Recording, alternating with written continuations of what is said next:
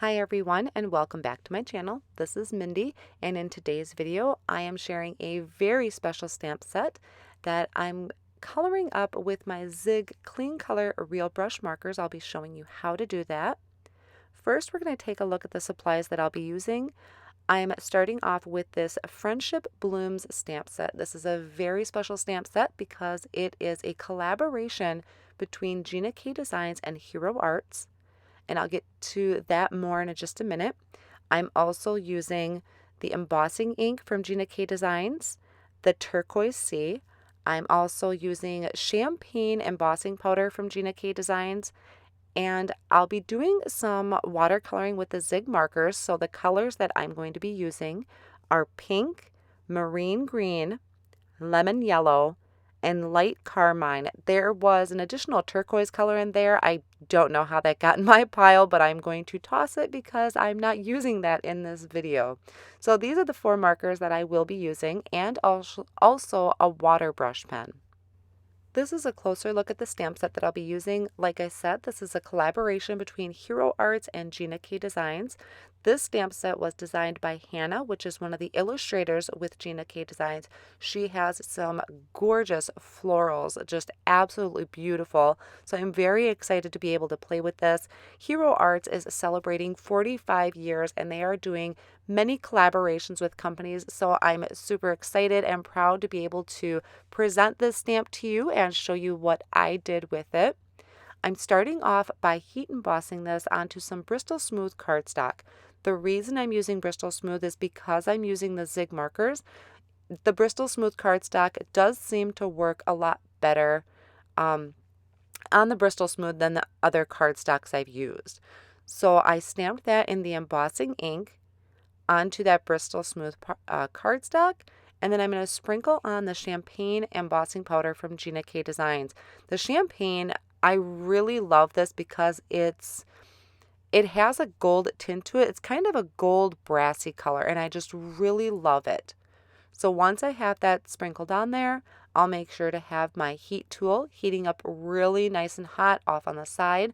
This is a very large floral image, so I want to make sure that I don't over melt my embossing powder. So I start off by kind of heating up the back of that cardstock and then coming to the front and melting that embossing powder. So a quick sweep at the end to make sure all of that's covered. And then I'll just set it off on the side for a second or two to cool. So the first 2 colors that I'm showing you here is the lemon yellow 051 and the light carmine 021.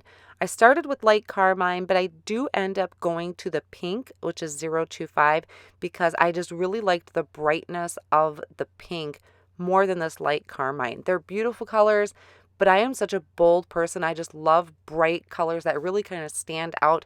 I try to do soft, I really do, but I always end up going for those brighter colors.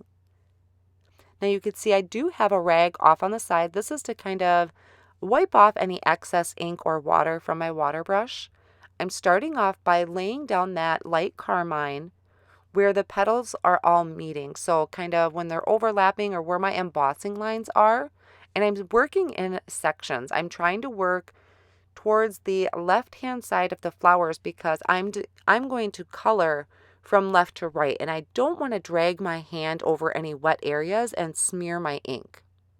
So to start your water brush, you just give it a little squeeze. You'll have droplets of water coming out. I kind of let that drip into my rag a little bit. I have a hard time with water brushes because I feel I don't have as much control, but the more you practice, really, the better it gets, is what I had felt when I was coloring this. So then I just took my water brush and I'm blending those colors together. And I did kind of speed this up because there is a lot of coloring in here. I did leave all of it in, but I did speed it up so you're not sitting here for hours. This actually kind of took me probably about an hour and a half, I think, once I kind of stopped and started in between.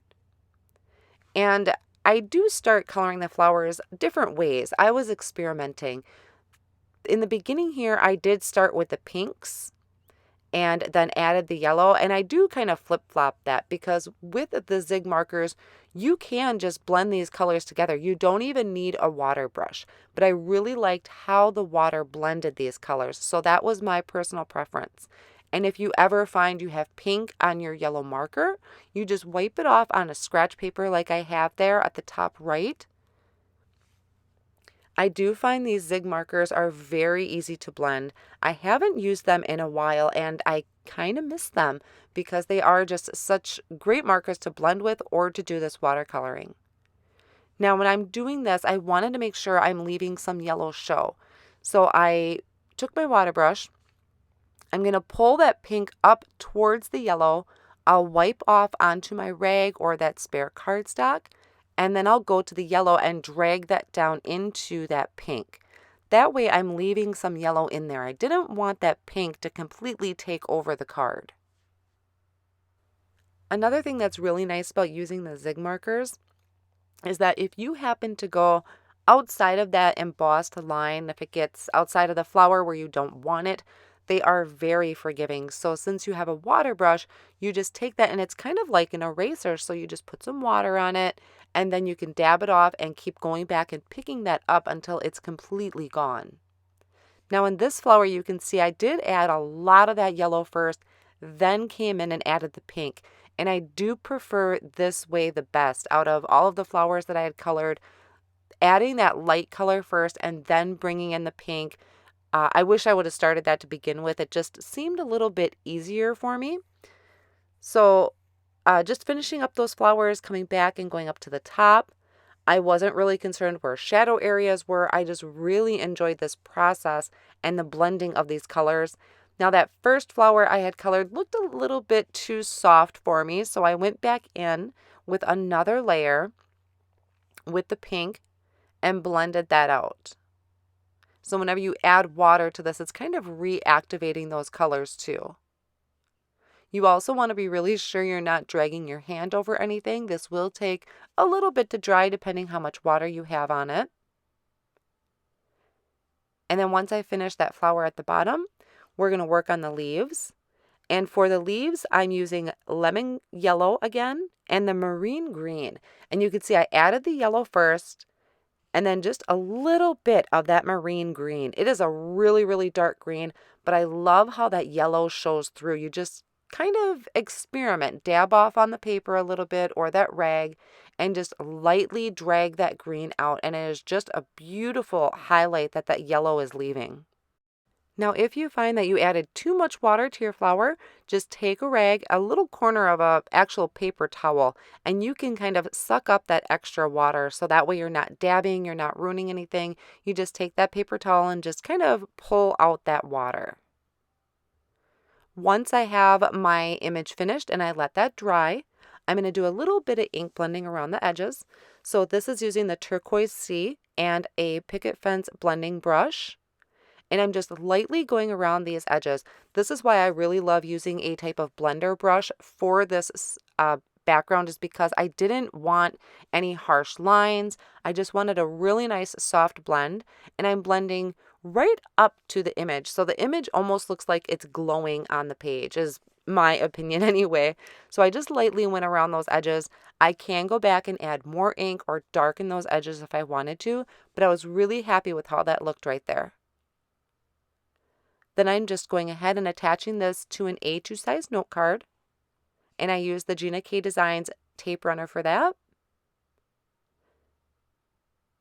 Just making sure I push down really well. And then I'll bring in my sentiment. Now I did this off screen. This is off of that Friendship Blooms stamp set. I stamped it on black cardstock with the champagne embossing powder. And then I hand cut that myself since there are no dies with it. I just did some fussy cutting and then adding the black foam squares from Gina K Designs. I'm going to add that right to the bottom of my card.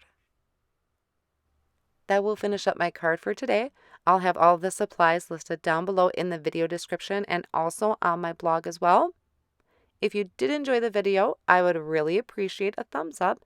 And go ahead and hit that subscribe button if you'd like to see more videos from me, and click the notification bell so that you are notified when new videos do come out from me.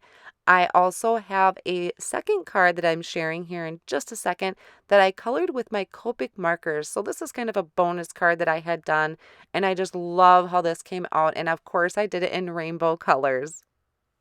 Thank you so much for joining me today, and I'll catch you next time.